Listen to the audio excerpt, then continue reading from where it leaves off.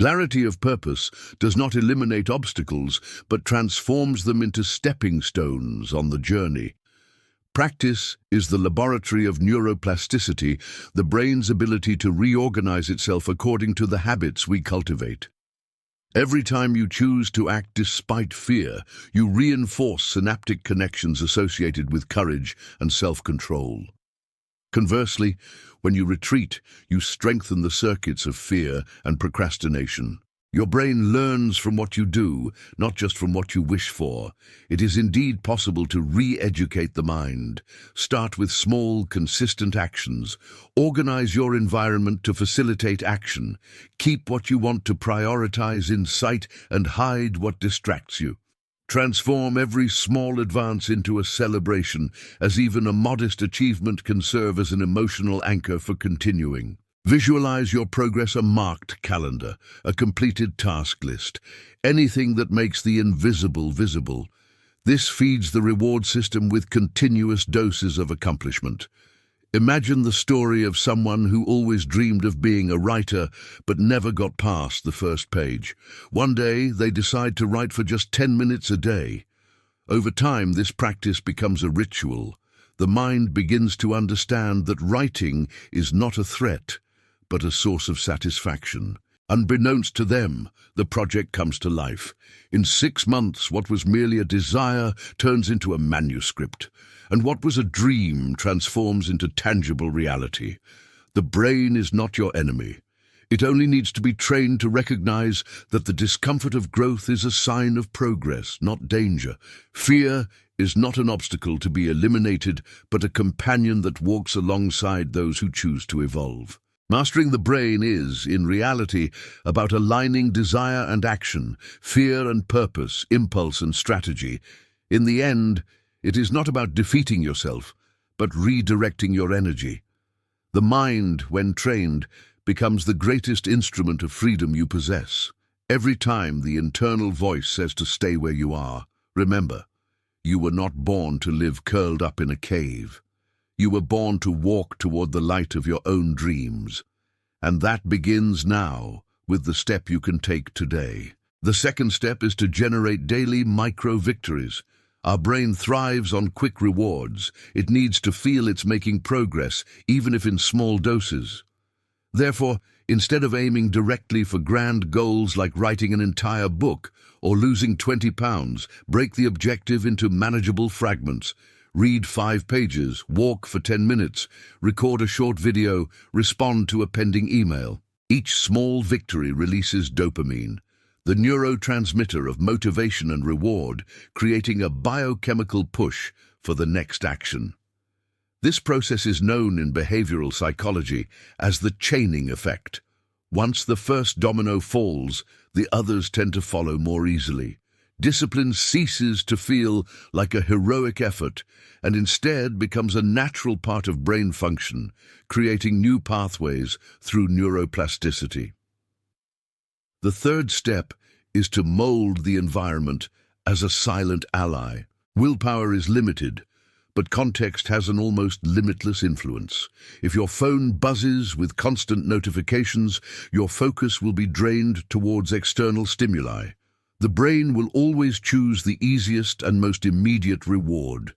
Therefore, silence apps during concentration blocks, keep healthy snacks nearby, stay hydrated easily, and organize your workspace functionally.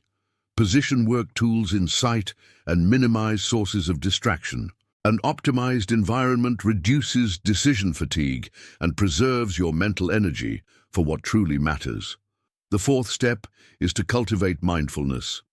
Mindfulness is not an esoteric trend. It is an ancient practice with proven efficacy by modern neuroscience. Just 5 to 10 minutes a day of conscious breathing strengthens the prefrontal cortex responsible for reasoning and decision-making and reduces the reactivity of the amygdala, the brain center for fear responses. When you learn to observe your anxious thoughts without identifying with them, you create a space between impulse and reaction. This space is where true freedom resides, the ability to choose your response instead of acting on autopilot. The fifth step is to surround yourself with references that elevate your perspective. The brain learns through imitation. Mirror neurons activate when we see someone doing something. If you are around unmotivated or cynical people, your mind tends to normalize that pattern.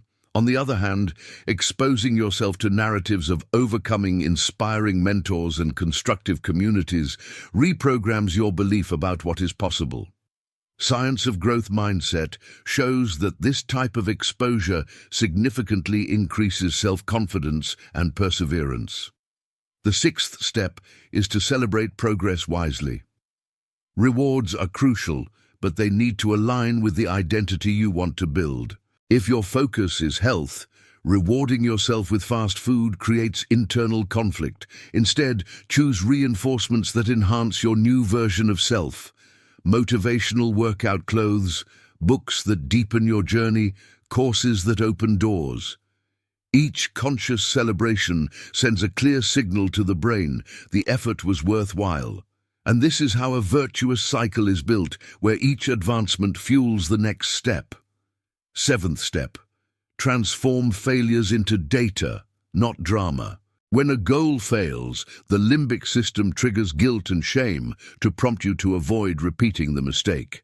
However, performance science teaches that those who learn the most are those who gather feedback without moral judgment, adjust course, and try again. Adopt a scientist mindset. Hypothesis, test, analyze, iterate. Your brain begins to interpret failures as a natural part of the process, reducing risk aversion. Finally, create an unnegotiable pact with yourself.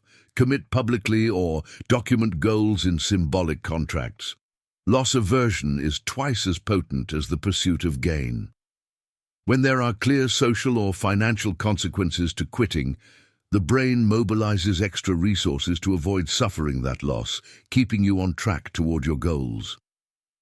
Mastering the brain does not mean stifling emotions. They are valuable compass points. Instead, it means adjusting your control system so that impulses, fears, and desires cooperate rather than conflict with each other. By combining clarity, micro-victories, supportive environments, mindfulness, good references, congruent celebrations, learning from failures, and public commitments, you reprogram ancestral circuits to serve your dreams. The next time the thought "I am not capable" arises, remember, this phrase is just a chemical package triggered by neurons trying to protect you from an unknown outcome.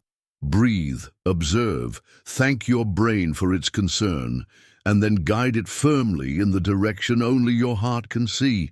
After all, the future doesn't belong to those who never feel fear, but to those who choose to move forward despite it. When you take the reins of your mind, each step ceases to be an uncertain gamble and becomes part of a conscious journey toward a life worth living.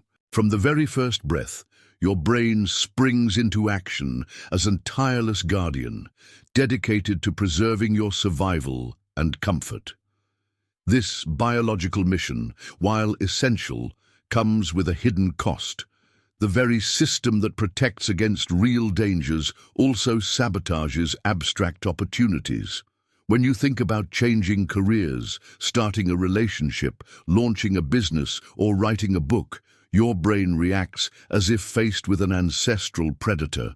It attempts to convince you to stay in the safety zone, your old, familiar cave. This modern cave, however, may be a dead-end job, draining relationships, or that drawer where projects lie dormant because you never had the courage to bring them to life. If you don't learn to lead your mind, it transforms your greatest ally into a silent saboteur, killing your dreams before you even take the first step.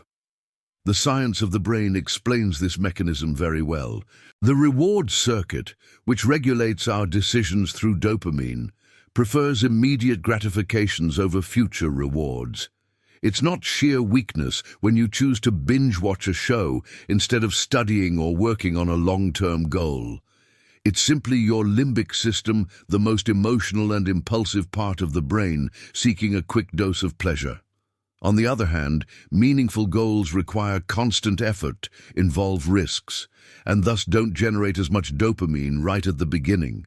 But as you begin to act, even with small steps, the prefrontal cortex responsible for logical reasoning and strategic planning takes control. The initial difficulty starts to give way to the momentum of continuity. That's where true transformation begins. The secret, then, is to shift the decision-making center from the limbic system to the prefrontal cortex. And this only happens with clear intention and conscious action. The brain needs tangible reasons to invest energy in something that doesn't offer immediate rewards. When you associate your goal with a deep emotional motive, motivation becomes stronger and more lasting. Saying, "I want to learn English," is vague.